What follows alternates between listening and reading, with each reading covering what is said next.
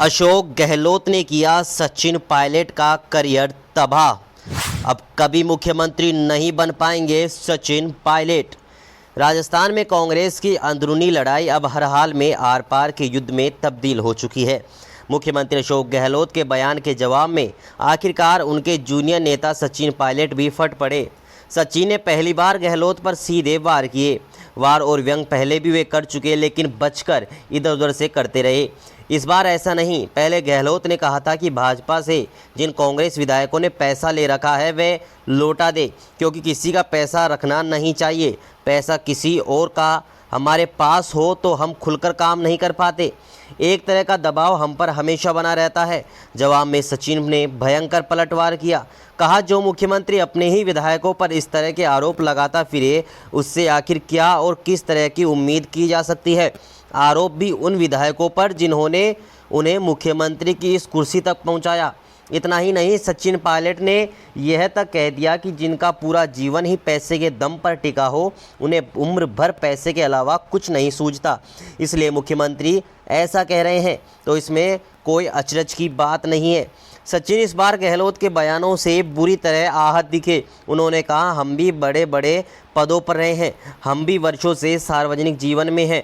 आरोप लगाना हमें भी आता है, जुबान हम भी खोल सकते हैं, लेकिन हम गालियां खा खा कर भी चुप रहे, क्योंकि हमें संयम में रहना आता है।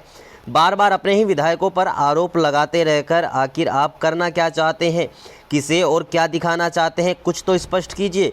आखिर इस उल्टी धारा का कोई तो अर्थ होगा, अगर है तो समझाइए, हम समझने को तैयार है।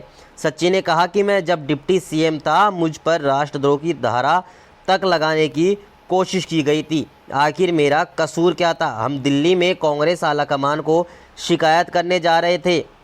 2 साल से मानेसर चिल्ला चिल्लाकर हमें बेइज्जत किया जा रहा है।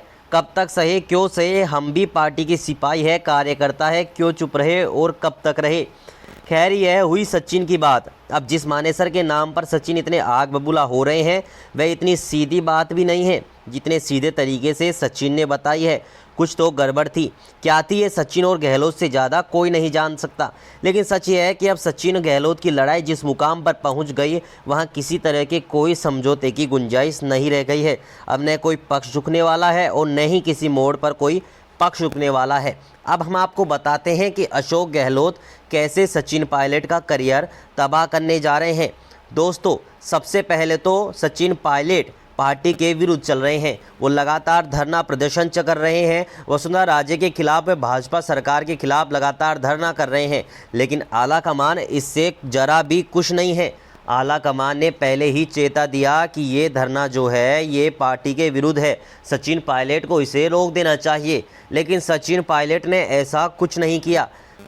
अब दूसरी बार भी सचिन पायलट जन संघर्ष यात्रा निकालने जा रहे हैं, जिस पर मीडिया प्रभारी ने ये भी कहा था कि मुझे तो ये मजाक वाली बात लगती है। कोई ऐसे कांग्रेस में कौन करता है धरना प्रदर्शन? अब देखना बड़ा दिलचस्प होगा कि आगे ये लड़ाई कहाँ तक चल जाती है। और सवाल ये भी उठता है, सचिन पायलट जब पार्टी के विरुद्ध चल रहे हैं तो कांग्रेस पार्टी उन्हें अभी तक निष्कासित क्यों नहीं कर रही? क्या उन्हें अब भी ये डर सता रहा है कि गहलोत और सचिन पायलट एक नहीं रहे तो फिर राजस्थान में कांग्रेस का आना मुश्किल है? ये बात तो सत्य है कि कांग्रेस जो है वो सचिन पायलट के नाम पर ही राजस्थान में चुनाव जीती थी। अब देखना दिलचस्प होगा कि आगामी चुनाव में क्या कुछ होता है। और 11 मई यानी आज से अब सचिन